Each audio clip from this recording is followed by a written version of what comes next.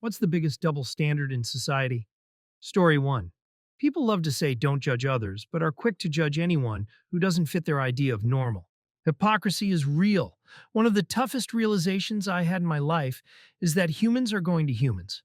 They're going to judge, bully, gossip, and all the other nasty character traits that make life and society so annoying and depressing. Fighting or assuming it will stop will always backfire. Just presume they're going to do the same normal human behavior, and you won't be caught off guard or disappointed. Sad but realistic. Story 2. I lost my mother last year, and everybody and their dog said, "Tell me if you need any help," while completely avoiding us after the funeral and being avoidant when I actually asked for help.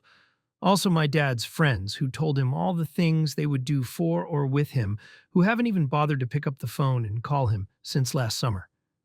Eye-opening. Story 3. If you're working class or poor, everything you do with your money is selfish. Whether you invest it or you spend it on consumer goods, any additional money you earn is wasted on you and bad for the economy. If you're wealthy, everything you do with your money is good for the economy and therefore inherently good. Whether you invest it, spend it on yachts, form charities so you can give your nephews jobs that won't hurt your core business, or spend it on politicians to cut the minimum wage, it's all good for the economy and everyone should thank you. You earned it after all. Story 4. The perception of a woman hitting a man versus a man hitting a woman. Generally, it's less frowned upon when a woman hits a man. My bio mom was an abusive alcoholic, and she'd beat me and leave bruises. They always blamed my dad. The judge overseeing my custody case saw right through it. I feel like women can be just as abusive as a man and get away with it. I remember I broke my leg at 2 years old, and they believed my dad. How it really happened. I was learning to climb a walk, as I was a late bloomer, and the box TV from the 90s fell off the stand it was on and fell right on my leg. I didn't scream or anything. I only screamed when he had to take me to the ER. Then I screamed because I didn't want to go and I was scared of the doctors. Story 5. That presidents can commit felony-level crimes and they get ignored, swept under the rug, and they get to keep their job. If I committed a felony, I would be jobless for the rest of my life outside of jail, or I'd get to be a sanitation worker. Oops, all toilets. I wish I could upvote this one all day long.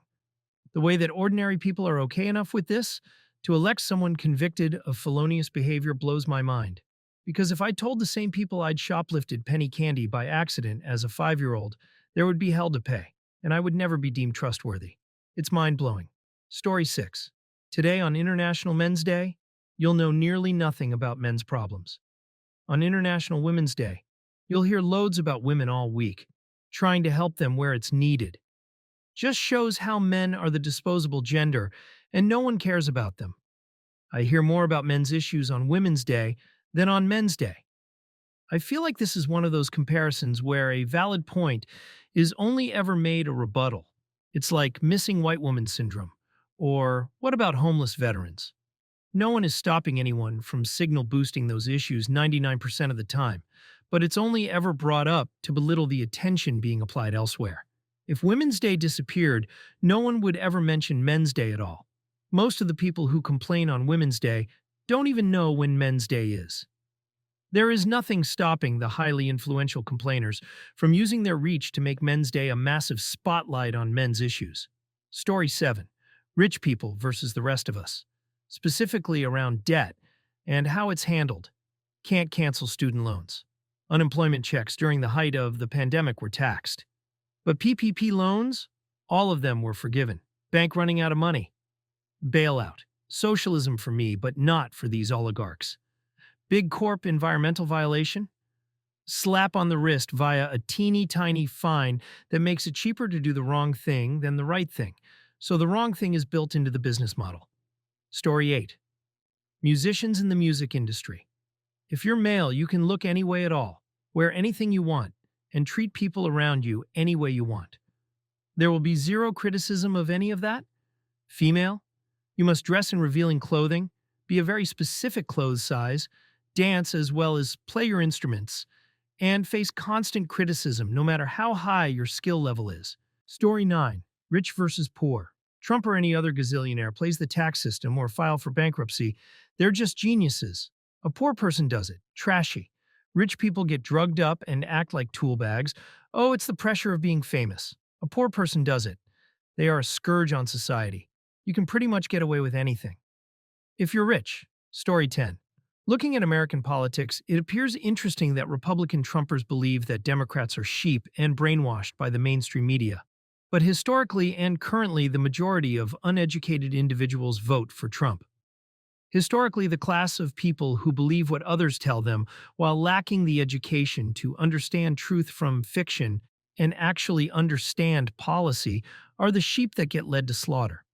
Anytime a society has had a major revolution that made society a better place, it was rooted in reading things for yourself and getting the masses educated. It seems that in America right now, this isn't the case, and it is terrifying on a global scale just how unintelligent the majority seems to be. Story 11. 55% regret failure rate plastic surgery? No problem. Permanently destroying your teeth to glue implants for a better-looking smile. No problem. 0.3% regret failure rate trans healthcare? Will make you wait for 2 years, and then you'll have to beg a psychiatrist to write you a letter stating that they allow you to take HRT. Then we'll make you take tiny ineffective doses, at first for half a year before slow-upping them to barely enough if you're lucky. Just in case you change your mind. Not sure there is anything else that has 100 times less chances to fail being gatekept this hard, while something 100 times more likely to fail is freely accessible. Story 12. Companies talking about protecting the environment, yet require everyone in office even when there is no need. Companies talking about protecting diversity and mental health, yet requiring neurotypical and other sensitive individuals in the office, even though it causes them undue stress. Companies talking about supporting women and families, yet, again, single mothers are required to always be in office.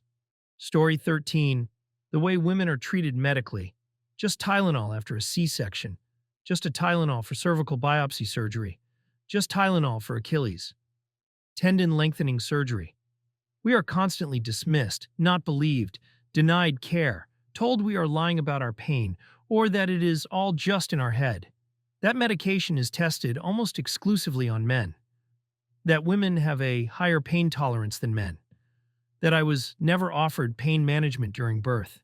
Men go to the doc for pain and fatigue, and their doctors do tests to figure out what's wrong. Women go to their doctor for pain and fatigue and are told, "Ha ha ha, welcome to life, we ain't doing crap." Story 14. Credit scores. I'm in my 30s and have never had a credit card. Because of my student loans, my credit score is okay. I don't really have a credit history because I've never had to use credit.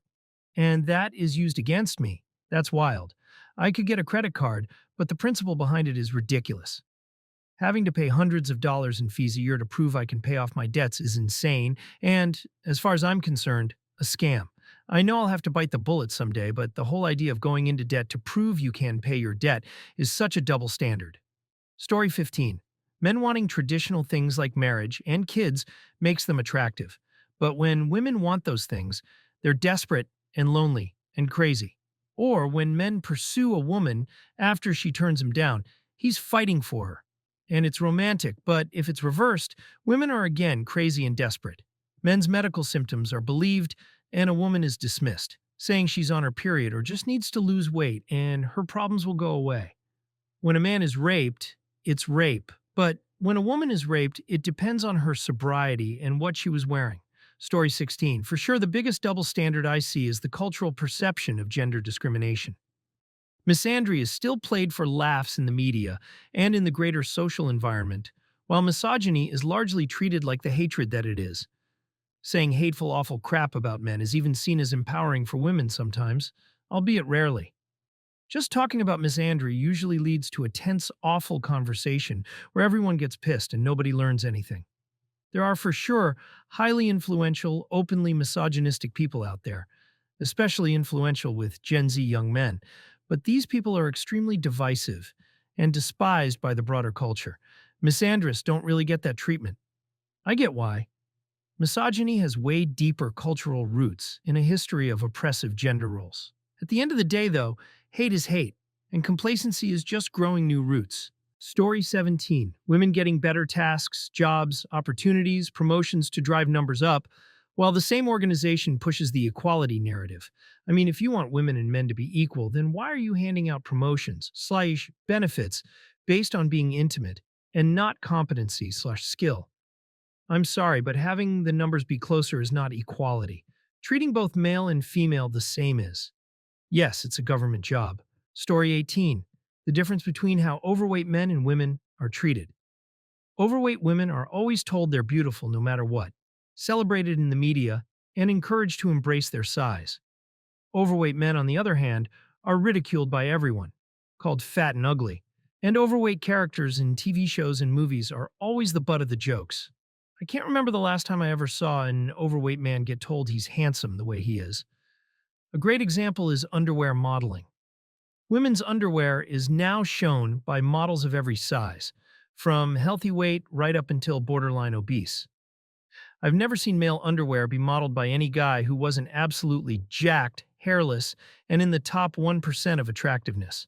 Story 19. And women are allowed to have preferences for men, but men are shamed for having preferences for women. A woman can say, I want a man who will perform XYZ duties, make a certain amount of money, look a certain way, act a certain way, has a certain height, has a certain body type. And it's totally okay. They want someone who's masculine yet in touch with his emotions, works hard, but still has time to plan cute dates. They want someone who can change a tire but also change a diaper. The list goes on. They basically expect the perfect man to come along who will give them princess treatment. A man expressing what he wants in a woman? If it has anything to do with her looks, he's called superficial. If it has anything to do with domestic tasks like cooking or raising kids, he must believe that women are subservient creatures. If he expresses any preference for weight or body type, he's fatphobic. So basically, we can't have any preferences other than basic stuff like her intelligence or her kindness or whatever else is socially acceptable. We're told that no woman owes us anything, yet we're expected to come to the table with a laundry list of qualifications. Story 20. There are many. For me, it's when you want to buy something pricey, people always point out the money issue. But when someone breaks down and says they want to have babies, no one bats an eye. I'm going to get bashed with hate for saying this FR. We only worry when cute animals get hurt, tortured. But when an animal goes through a pure nightmare with agony for meat, experiment, or for fur, we try mad hard to normalize it.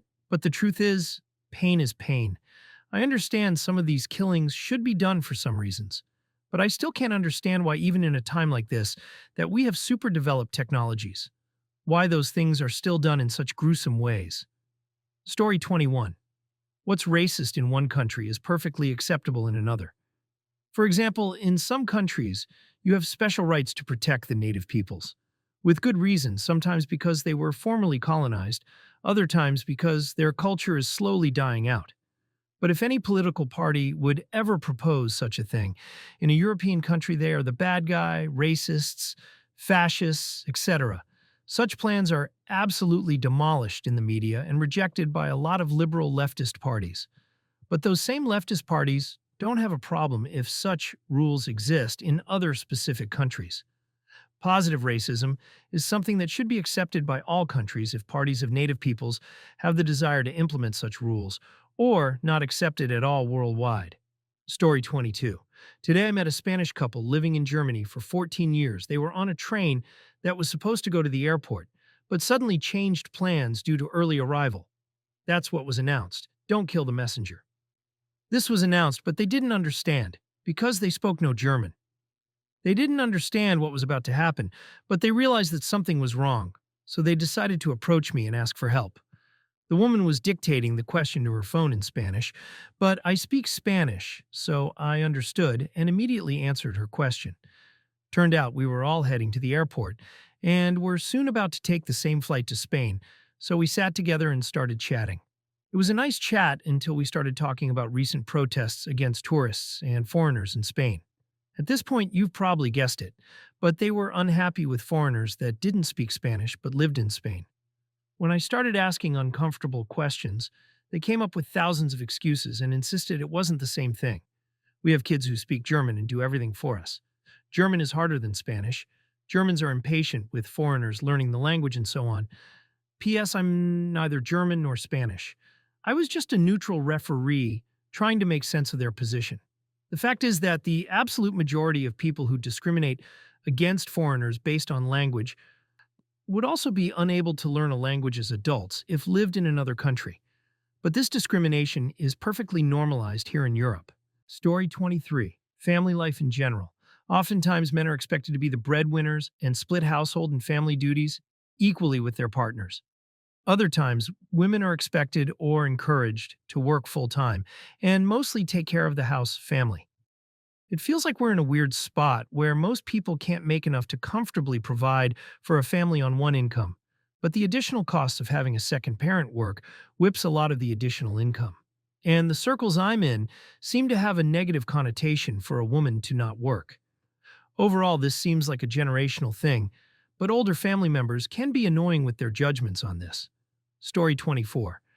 As a man, it has been pointed out to me by women, and I agree that men who get very angry/violent/vicious, even with their words, are not considered too emotional, whereas women who cried a bit or shouted and got very frustrated are. There is a genuine belief amongst a lot of people that women are too emotional to lead and make good decisions in high-pressure situations. It is my belief that this double standard harms women/society in general unfairly. Story 25. This is in the school system I dealt with. If you're a high school student or younger, talking about 17 years or younger, you're seen as an insubordinate if you slash out a teacher for something they were clearly in the wrong. Yet, for a college to do the same thing, you're seen as an equal as the professor wants to do where they did wrong and wants to work out an agreement. Seriously, many teachers often go on an ego trip and demand they be seen with respect when they don't deserve any. College professors want to try to earn your trust and respect and want to know how to do that task. Story 26. Humor. I hear tons of men be living in apartments like this. Image of an empty room with barely a mattress. And be okay with it. And it's always okay, or this meme of boys and girls with a time machine. Yet the second you say a joke about women playing games or taking too long to get ready, gender discrimination. And the same happens with countries and accents. It's okay to make fun of the Americans, the Brits, the French for virtually everything. No one bats an eye if someone makes fun of the Canadian boot accent, or the Italian hands included accent, or even the Aussie. But God forbids you if you even dare imitating an Indian accent, or any Asian one, for that matter. Humor seems like a huge double standard sometimes. Story 27. Strength differentials. And when it's a problem. If a woman slaps a man and he punches her in retaliation, people would say he was wrong because his strength differential was so great that it was disproportionate. If I, an average-sized man, go up to a dude the size of Dwayne Johnson and slap him, and he knocks me out, people would say I had it coming, and I was wrong. There would be very little strength differential argument there. Story 28. One gender is seen as morally superior by default, so much so that they often see themselves as responsible for fixing or improving the other morally inferior partner. This same gender is also seen as incapable of lying. Thankfully, this bias unravels hilariously once two people of this gender engage in an argument with each other, accusing each other of lying. Suddenly, one of them is a liar. This dismantles the propaganda that only 2% of this gender commits lies. In reality, it's more like 50%. Story 29. All trashy if you're poor, but classy if you're rich. Kid knowing a second language. Trashy if you're poor because it's likely due to immigrant reasons. Classy if you're rich because you hired tutors or they learned from the help. Keep a bottle of whiskey on your desk. Trashy if you're poor because you might be an alcoholic. Classy if you're rich and it has the right label. Now it's for special occasions. Day drinking. Trashy when you are having a beer and a bloody breakfast, but classy having 5 mimosas with brunch. Having a lawyer. Trashy when you keep his business card in your wallet, but classy when he's on retainer. Dressing in hoodies and casual clothes. Trashy when you're poor and potentially will get you on the front page of People of Walmart, but classy when you have money, because now you are an avant-garde tech disruptor. Story 30. Some groups think it is fine that they can do what they like, but others need to be told by them what to do. Some groups go, let's make a law governing how others behave, but woe betide anyone who tries to make laws governing how those groups behave. Sometimes people use respect to mean treating someone like a person, and sometimes to mean treating someone like an authority. For some, if you don't respect me, I won't respect you, means if you don't treat me like an authority, I won't treat you like a person.